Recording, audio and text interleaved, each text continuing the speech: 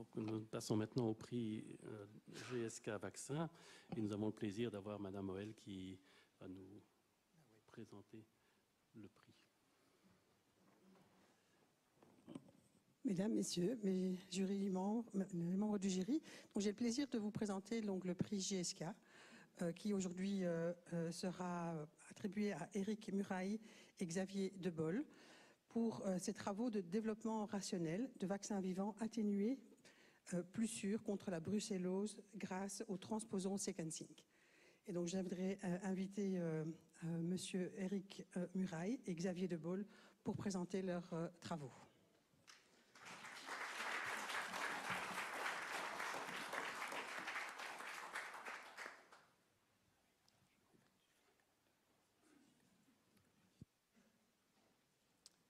Merci.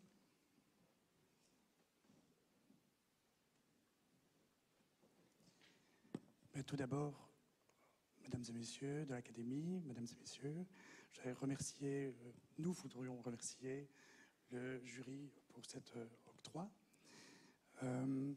Donc Éric Muraille et moi-même, nous allons vous présenter ce que nous avons développé, une approche expérimentale qui permet de développer des vaccins plus sûrs. Et on a appliqué cette méthode à une bactérie pathogène qui s'appelle Brucella et grâce à une technologie qui s'appelle le transposon sequencing ou TNSeq pour les intimes.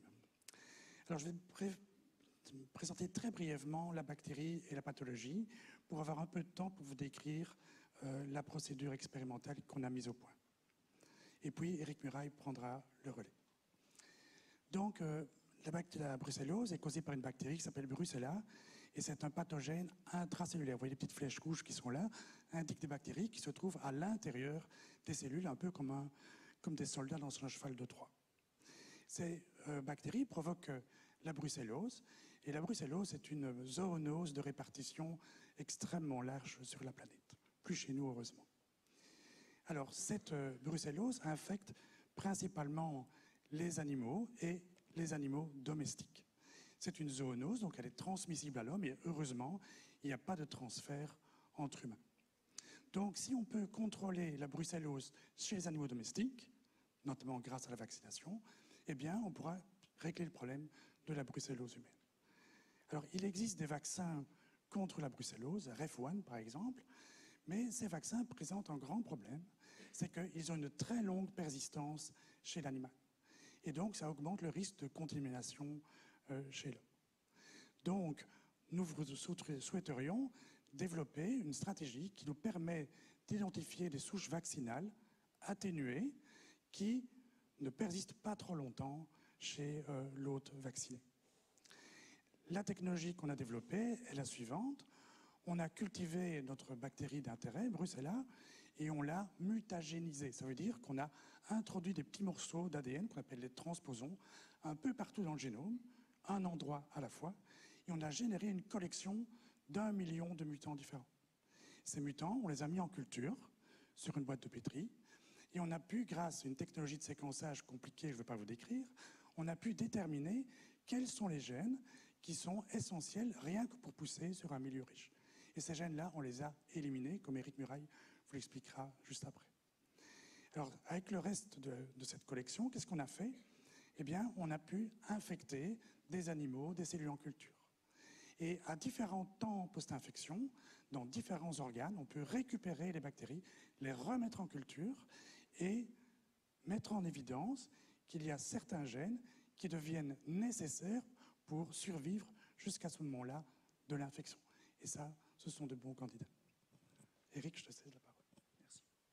Bonjour à tous. Donc, je vais à présent vous expliquer la stratégie de sélection des gènes d'intérêt pour le développement d'un vaccin contre la brucellose.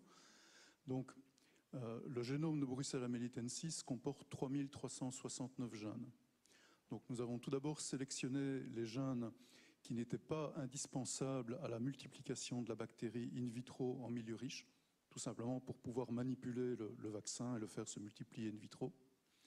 Nous avons ensuite sélectionné parmi ces gènes ceux qui n'étaient pas indispensables à la multiplication de Brucella dans le poumon des souris infectées, tout simplement pour que la bactérie puisse infecter le poumon et induire le développement d'une réponse immunitaire protectrice de longue durée. Et ensuite, parmi ces gènes, toujours, nous avons sélectionné les gènes indispensables à la multiplication de la bactérie dans la rate des souris infectées. Et comme dernière étape de sélection, parmi ces 35 gènes, nous avons sélectionné ceux qui continuaient à être indispensables à la multiplication de la bactérie dans la rate, même chez des souris qui étaient immunodéficientes. Donc ça nous a amené à 17 candidats, en étant parti de 3369. Et parmi ces 17 candidats, nous avons choisi le gène PLSC, qui est essentiel pour la synthèse des lipides membranaires. Nous l'avons choisi principalement parce que sa fonction était bien connue. Donc, nous avons dans un premier temps construit un mutant déficient pour ce gène PLSC et nous avons tout d'abord validé les prédictions de notre analyse TNSEC. Donc, sur cette figure, vous voyez la charge bactérienne dans la rate des souris infectées à 5, 12 et 28 jours. Et vous pouvez voir sur le premier graphique à 5 jours que la charge bactérienne de la souche bactérienne non génétiquement modifiée, la charge bactérienne de la souche déficiente pour PLC ou le vaccin Rev1 ont à peu près la même charge bactérienne au départ. Mais très vite, on voit un effondrement de la charge bactérienne pour la souche PLC. Et donc, à 28 jours, nous confirmons bien nos prédictions de TNSEC et nous montrons bien que le gène PLSC est indispensable à la multiplication de la bactérie dans la rate des souris infectées. Donc, dans un deuxième temps, nous avons vérifié si le mutant déficient pour PLSC était capable d'induire une immunité protectrice chez les souris, au moins équivalente à celle du vaccin classique, le Rev1. Et donc, sur le graphique qui est à votre gauche, vous pouvez voir un test dit de challenge. Donc, nous infectons des souris non vaccinées, ce sont les boules noires à l'extrême gauche, ou des souris qui ont été vaccinées avec le vaccin Rev1 ou par exemple avec la souche PLC. Et vous pouvez voir que le niveau de protection conféré par Rev1 et PLSC, c'est-à-dire une réduction de 3 logs, c'est-à-dire de 1000 fois de la charge bactérienne, est équivalente pour les deux souches.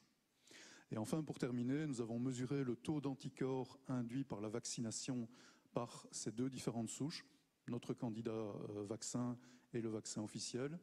Et nous avons eu la surprise de constater que notre candidat induisait beaucoup plus d'anticorps que la souche vaccinale classique. Sans doute comme conséquence du fait que nous avons modifié les lipides membranaires et que la bactérie est devenue moins furtive chez l'animal. Donc, en conclusion, la cartographie fonctionnelle du génome par TNSEC nous a permis de mieux comprendre la biologie de la bactérie Brucella. Nous avons identifié l'ensemble des gènes nécessaires à la multiplication chez la souris, ce qui ouvre de nouvelles perspectives à la fois en recherche fondamentale et éventuellement dans le développement de nouvelles thérapies pour les individus infectés par Brucella. Et nous avons démontré, c'est un proof of concept, que cette approche permettait la production rationnelle de nouveaux vaccins vivants atténués, plus sûrs contre la brucellose. Donc je souligne que c'est une stratégie qui serait potentiellement applicable à d'autres bactéries pathogènes qui sont génétiquement modifiables et qui disposent d'un modèle animal, comme par exemple Mycobacterium tuberculosis, qui est l'agent de la tuberculose. Bon, je tiens évidemment à remercier tous les participants à cette étude. Ils sont nombreux, je ne peux pas les citer ici. Je vais quand même souligner le rôle très important qu'a joué Georges Pottenberg et Émile Barbieux, qui ont tous les deux réalisé leur thèse sur ce projet. Donc je vous remercie, je remercie le jury, ainsi que GSK pour l'attribution de ce prix.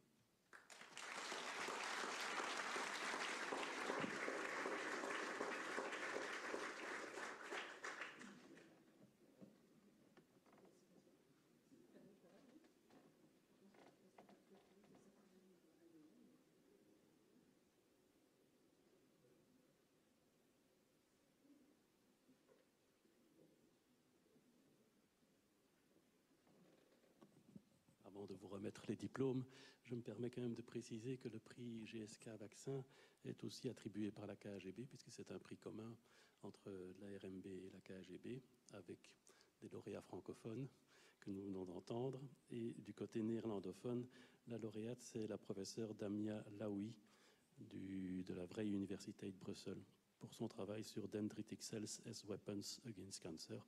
Mais elle est honoré à la KGB et pas chez nous.